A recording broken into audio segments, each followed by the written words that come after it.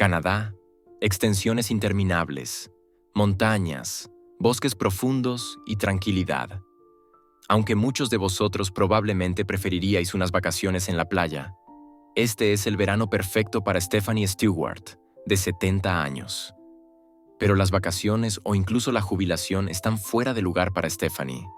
Vive para su trabajo.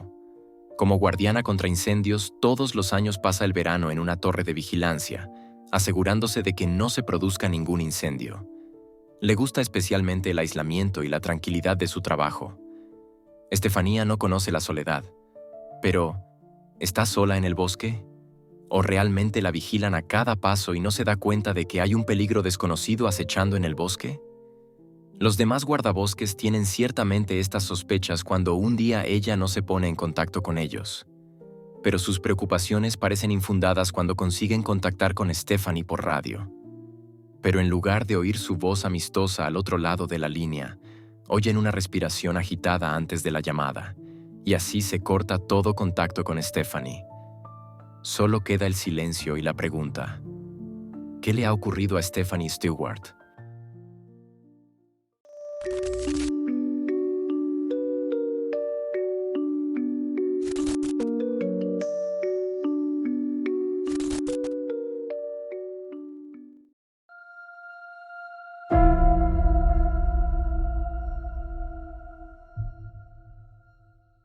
Solo en Canadá se producen más de 8,000 incendios forestales al año. Las extensas zonas forestales son a menudo difíciles de vigilar y a veces basta una pequeña llama en verano para iniciar un incendio devastador. Para minimizar este riesgo, Canadá ha construido numerosas torres de vigilancia de incendios en las que los llamados vigilantes de incendios pueden vigilar la zona. Estas torres de vigilancia suelen estar situadas en las cimas de las montañas o en otros lugares elevados y constan de una cabaña desde la que los vigilantes de incendios pueden observar los alrededores y reconocer la evolución del humo en una fase temprana. También son responsables de informar de los cambios meteorológicos y vigilar los rayos. Solo en la provincia canadiense de Alberta hay 128 torres de vigilancia de incendios. La Torre Athabasca es una de las más importantes. Hay un pequeño pueblo minero en las inmediaciones que depende en gran medida de la protección de la torre, ya que un incendio cercano podría destruir rápidamente todo el pueblo. Por lo tanto, es muy importante contar con un vigilante de incendios capaz y dedicado que se tome en serio su trabajo. Sin embargo, encontrar a estas personas suele ser difícil. Por regla general, los bomberos solo tienen contacto con otros bomberos y con el centro de control por radio. Trabajan solos en sus torres de vigilancia en medio del bosque, lo que puede hacer que el trabajo sea muy solitario. Algunos de ellos pasan muchas semanas completamente aislados mientras tienen que vigilar constantemente su entorno. Este aspecto desanima a muchos posibles aspirantes. Por ello, el gobierno de Alberta es muy afortunado de haber tenido durante muchos años a una empleada trabajadora y entregada a su trabajo a cargo de la Torre Athabasca. Stephanie Stewart tiene ya 70 años en 2006. Ha trabajado como vigilante de incendios todos los veranos durante 18 años y ha estado a cargo de la Torre Athabasca durante 13 años. A Stephanie le encanta la torre de vigilancia. Está rodeada de bosque y tiene unas vistas impresionantes, ya que se encuentra en las inmediaciones del Parque Nacional de Jasper. La torre está situada en una cresta del noroeste de Alberta, a unos 40 kilómetros al noreste de la pequeña ciudad de Hinden. Solo hay una carretera que conduce a la Torre Mirador. Al pie de la Torre Athabasca hay una sencilla cabaña donde viven los guardas de incendios. La torre en sí tiene casi 30 metros de altura y solo se puede llegar a ella por una escalera que hay que subir varias veces al día. Pero incluso a los 70 años, eso no impide a Stephanie Stewart hacer su trabajo de forma fiable todos los días. Nunca soñaría con llevar una vida más tranquila, ni siquiera con jubilarse. Esta canadiense creció en la pequeña y antigua ciudad minera de Kenmore, a unos 80 kilómetros de Calgary. Con solo 1,56 metros de altura, Stephanie no parece especialmente asustadiza y enseguida es subestimada por quienes la rodean. Su hija adulta Lori, La describe como una mujer fuerte que siempre sabía lo que quería. Le encantaba su trabajo como guardia de incendios. Mamá es una gran mujer. Es muy fuerte, tiene mucho talento. La vida en la torre es su vida. Stephanie es muy activa. En diciembre de 2005, a los 69 años, escaló el monte Kilimanjaro, una montaña de 5.800 metros de altura en Tanzania, con su novio, su hija y su yerno. Cuando no trabaja como guardia de incendios, viaja mucho, cuida de su enorme jardín o pinta cuadros. Una vez incluso cruzó Canadá sola en bicicleta. Su familia describe a Stephanie como una mujer fenomenal que leía montones de libros y siempre tenía algo que hacer. También mencionan su extraordinaria fiabilidad. Y precisamente por eso, la base de Stephanie se sorprende cuando, el 26 de agosto de 2006, por primera vez. Precisamente por esta razón, la base de Estefanía se sorprende cuando por primera vez, el 26 de agosto de 2006, no se recibe ningún informe matutino de la septuagenaria. Todos los bomberos tienen que llamar una vez por la mañana para confirmar que están bien y comprobar el tiempo que hace. Cuando Stephanie no llama este sábado por la mañana, la base decide llamarla. En todos los años que Stephanie lleva trabajando como guardia de incendios, nunca ha faltado a una sola llamada. Esta vez, además, responde a la llamada rápidamente. Al principio, el personal de la base se tranquiliza al saber que la han localizado, pero su preocupación vuelve a aumentar rápidamente cuando no oyen la voz amable de Stephanie al otro lado de la línea, sino una respiración agitada. Poco después, la llamada se cancela y la radio de Estefanía se desconecta del circuito. Nadie sabe qué está pasando exactamente, pero todo el personal está de acuerdo en que algo terrible debe haberle ocurrido a Stephanie Stewart.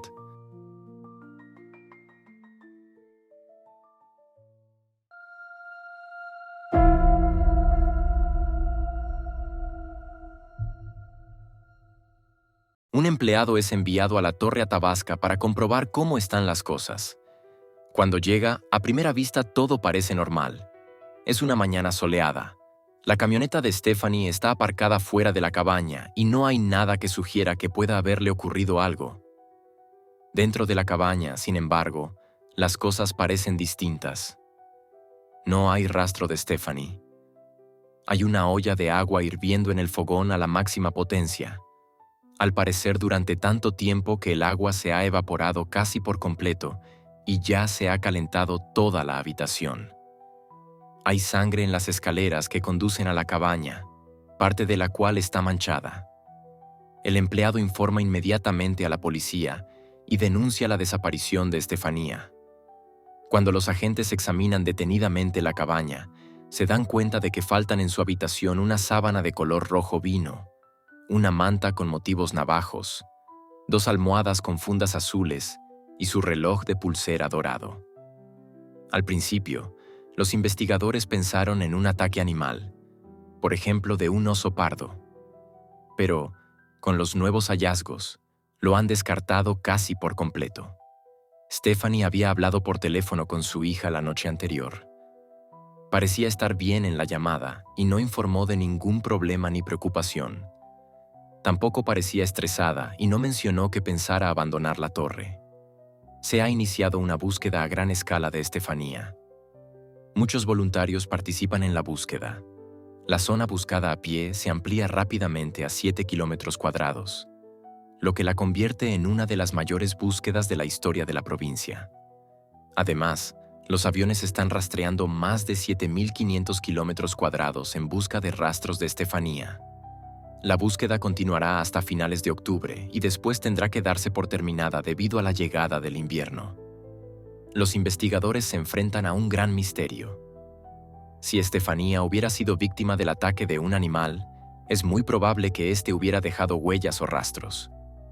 Además, solo hay unos pocos lobos y osos en la zona y no suelen atacar a la gente así como así. Aunque algunas fuentes afirman que se encontraron huellas y pelos de animales en las inmediaciones, esto nunca se ha confirmado oficialmente y la policía sigue diciendo que no se han hecho tales hallazgos. Tampoco hay pruebas de que Estefanía pudiera haber tenido problemas psicológicos o un accidente. Sin embargo, se ha planteado la teoría de que pudo haberse autolesionado y salir al bosque en estado de shock y confusión. Pero eso también es muy improbable. Stephanie podría haber cogido su coche o haber pedido ayuda por radio. Por otra parte, cuando la gente está en estado de shock, a veces actúa de forma completamente irracional, así que no puedes descartar por completo esta opción. Poco a poco, sin embargo, cada vez es más probable que Estefanía haya sido víctima de un crimen.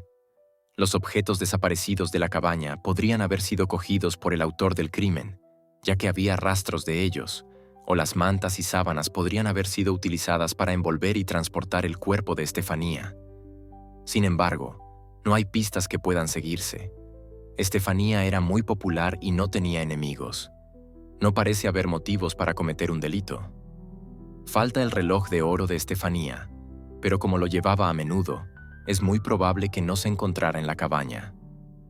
Aparte de eso, la anciana de 70 años no tenía objetos de valor y no se llevaron nada más de la cabaña, lo que hace que un robo como móvil sea bastante improbable.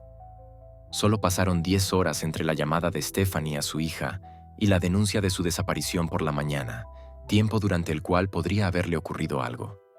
El hecho de que la llamada siguiera siendo atendida por la mañana también sugiere que la propia Stephanie o un presunto autor debían de estar todavía en la cabaña en ese momento.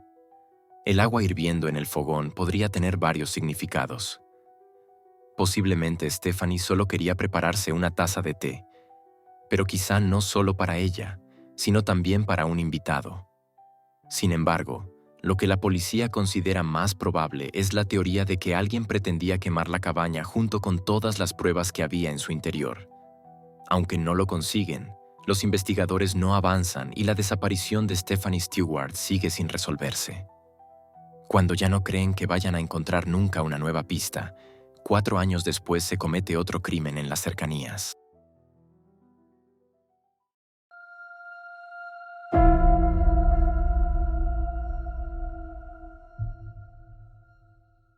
Lyle y Marie McCann desaparecieron en un viaje por carretera en julio de 2010. Tienen 77 y 78 años y se dirigían de su ciudad natal, St. Albert, a Chilliwack, en Columbia Británica. El viaje solo dura 12 horas en total, pero los dos quieren hacer varios descansos y disfrutar del entorno natural. El 3 de julio, la pareja es vista en una gasolinera. Su posterior desaparición pasa desapercibida al principio. Solo cuando no recogen a su hija Trudy en el aeropuerto el 10 de julio, como habían acordado, esta empieza a preocuparse y denuncia la desaparición de sus padres. La policía descubre una conexión con un incendio al que fueron llamados el 5 de julio. Esa noche se declara un incendio en el camping de Minnow Lake, cerca de la ciudad de Edson, a unas 2 horas al oeste de St. Albert. En el lugar, los agentes encuentran la caravana de Lyle y Marie completamente calcinada. Sin embargo, no hay rastro de ellos ni de su Hyundai. Se dirigen a la casa de la pareja, pero no encuentran a nadie. Los investigadores relacionan la denuncia de desaparición con el incendio y empiezan a buscar a la pareja. Durante 6 días, no encuentran más pistas sobre su paradero, hasta que finalmente descubren el coche de la pareja a casi 30 kilómetros al este de Edson, el 16 de julio. Poco después, Travis Bader, de 38 años, se convierte en el centro de atención de los investigadores. Ya tiene antecedentes por robo de coche, incendio provocado de un camión y tenencia no autorizada de armas. Por eso hay una orden de detención contra él y es detenido en Alberta el 19 de julio. Su hermana Bobby Joe dice que su hermano se comportó de forma extraña al día siguiente de la desaparición de Lyle y Marie. Aparte de eso, sin embargo, no hay pistas que le señalen como autor del crimen. No obstante, Travis es nombrado oficialmente principal sospechoso y debe permanecer bajo custodia desde el 31 de agosto. En septiembre del mismo año, la policía registra la propiedad de un conocido de Travis. Se despliegan buzos para comprobar un estanque y una fosa séptica, pero sin éxito. El 27 de julio de 2011, casi un año después de la desaparición de la pareja, se registra otra propiedad y se anuncia que se cree que Lyle y Marie fueron asesinados el día de su desaparición. En ese momento, Travis Bader sigue detenido. Aunque el segundo registro tampoco tiene éxito, se le acusa del asesinato de los McCann en abril de 2012. El 13 de marzo de 2014. Sin embargo, la Fiscalía volvió a suspender los cargos. Algunos ven paralelismos entre la desaparición de Stephanie Stewart y la de Lyle y Marie McCann. Las tres víctimas son personas mayores. El agua hirviendo de la cocina de Stephanie podría haber sido colocada allí específicamente para provocar un incendio. Similar al caso de Lyle y Marie, en el que se utilizó el fuego para destruir pruebas. También se sabe que Travis estaba en la misma zona en el momento de la desaparición de Estefanía. Sin embargo, él mismo niega tener nada que ver con ninguno de los casos. Describe la investigación como una caza de brujas y afirma que no hay pruebas contra él. El 8 de octubre de 2014, Bader fue declarado inocente de 9 cargos no relacionados con la desaparición de los McCann y puesto en libertad poco después. Posteriormente explicó en una entrevista que la policía le había destrozado la vida. Me metieron en la cárcel durante 4 años para investigarme, aunque no había nada. No saben nada del paradero de los McCann, pero su corazón late por ellos. Aún no se han encontrado los cadáveres de la pareja. En diciembre de 2014, Travis fue detenido de nuevo y acusado del asesinato de Lyle y Marie. El juicio comienza en marzo de 2016, y aún no hay cadáveres ni pruebas concretas contra él. Pero el análisis de los teléfonos móviles de los implicados parece ser suficiente y, en última instancia, le lleva a ser declarado culpable de asesinato en segundo grado en septiembre de 2016 y condenado a cadena perpetua. La policía también lo considera el único sospechoso en el caso de Stephanie Stewart, ya que los datos de su teléfono móvil demuestran que debió de estar en las inmediaciones. Travis sigue negando ambos delitos. El 31 de octubre de 2016, el juez Danny Thomas anula el veredicto original y condena a Travis Bader por homicidio involuntario. Su cadena perpetua puede ahora suspenderse tras 7 años. A día de hoy, sigue sin haber pruebas suficientes de que cometiera un delito contra Stephanie Stewart. Pero este no es el único caso similar que se ha producido en los últimos años.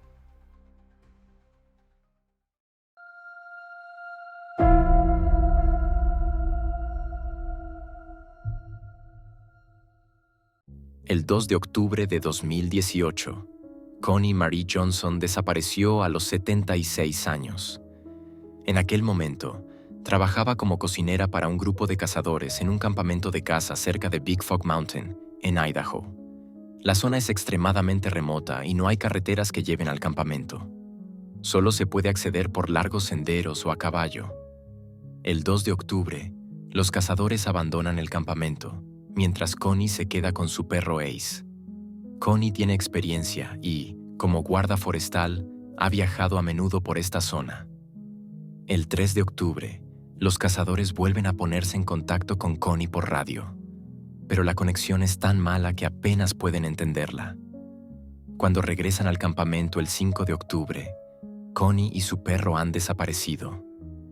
Denuncian su desaparición y, a pesar de las intensas búsquedas con helicópteros, no se encuentra ni rastro de ella. Un mes después de su desaparición, su perro Ace reaparece de repente, pero sin Connie. La mujer de 76 años sigue desaparecida. Su hija dice que solo puede especular sobre lo que le ocurrió a su madre, pero no cree que su desaparición fuera intencionada. Creo que estaba en el campo, que tanto le gustaba y que algo ocurrió. El tiempo cambió, se cayó. No lo sé, pero creo que la cogieron desprevenida. Teniendo en cuenta la temperatura, el poco tiempo transcurrido, la falta de señales de ella y el hecho de que Ace no esté con ella, todo apunta a eso.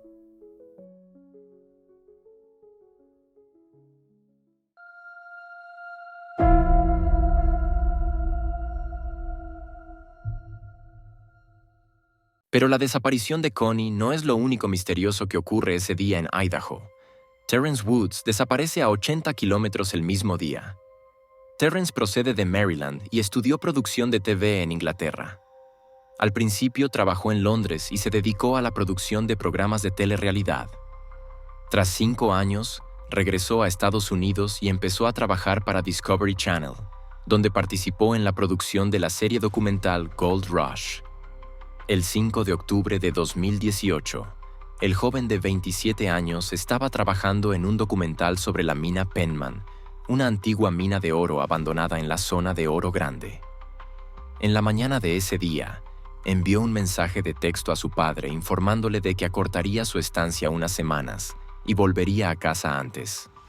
A continuación, él y su equipo empiezan a filmar para el documental. Están filmando en una zona boscosa remota. Según sus compañeros, Terrence preguntó de repente dónde estaba el retrete y luego soltó la radio y corrió hacia el bosque. Los demás empleados dicen que nunca habían visto a nadie correr tan deprisa. Les pareció que corría por su vida. No pudieron alcanzarle. Nunca se volvió a ver a Terrence Woods después de aquel día. A día de hoy, sigue siendo un gran misterio por qué huyó y qué le ocurrió después. El padre de Terrence dice: «Pensaron que se había caído por un barranco, pero cuando llegaron para comprobarlo, mi hijo ya había llegado al fondo y corría como una liebre. Dije, ¿cómo que corría como un conejo? Dijeron que corría muy deprisa, que nunca habían visto a nadie correr tanto. No puedes perderte ahí fuera porque, si te pierdes, corres hacia una carretera o una casa. Así que llegó a esta calle y alguien lo recogió». Lo que le ocurrió realmente a Terrence Woods seguirá siendo probablemente un misterio. Sus padres sospechan que sus compañeros saben más de lo que dicen. Pero ni siquiera los detectives privados que han contratado pueden arrojar luz sobre el misterio. La desaparición de Stephanie Stewart también sigue sin resolverse a día de hoy. Según un informe periodístico de la época, llevó a la provincia a reforzar las medidas de seguridad en las 128 torres de los parques de bomberos. Estas medidas incluían formación en autodefensa para los bomberos y nuevas radios con botones de pánico. Se han retirado las señales que dirigían a los visitantes a las torres de observación más populares, y las torres de observación con acceso por carretera tienen ahora puertas cerradas con llave. La desaparición de Stephanie está siendo muy discutida en las redes sociales. Algunos habitantes de Albert señalan que la Torre Athabasca no está tan alejada como a menudo se cree.